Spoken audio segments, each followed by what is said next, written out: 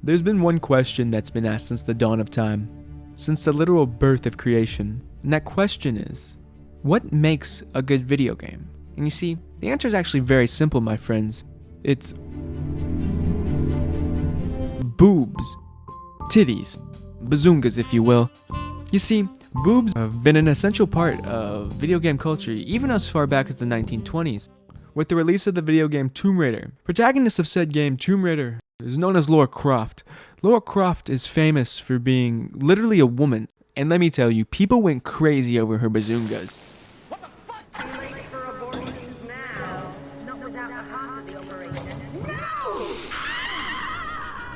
They were made from polygons and had no semblance of curves. People would go crazy and spend hours trying to break the code, hack their way into the mainframe, and reveal her naked titties, which I find to be disgusting, immoral, and a complete invasion of privacy. Actions like that can only be described as animalistic and just downright disgusting in nature. But on the other side of the spectrum, WWE Smackdown vs. Raw 2006 on the PS2 was the first game to ever feature naked breast. Dwayne the Dwayne Johnson Rock Johnson, famously known for being the first ever android to be built due to his large popularity in the game WWE Smackdown vs. Raw 2006, was the first character to ever feature naked breast. And you can see this was the first time due to the limited areola technology at the time. If you zoom in closely, you'll see really doesn't look all that realistic now, does it? Kind of looks like Play-Doh. And that brings me to my next example. Gumby.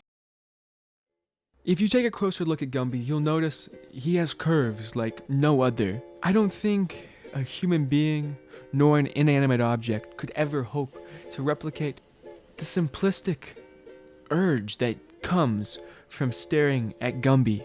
And you might be wondering, Noah, why are you even including a television character in a YouTube video about video games? And that's such a narrow-minded viewpoint because Gumby literally inspired a plethora of games. Anything from Tekken to Fortnite to Cooking Mama, the best game of our generation. So I think you're doing Gumby a disservice by just placing it aside to the fact it's a television show.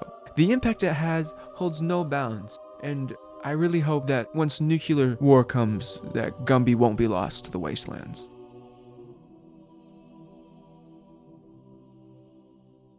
And there you have it, the answer to the millennia-old question, what makes a good video game?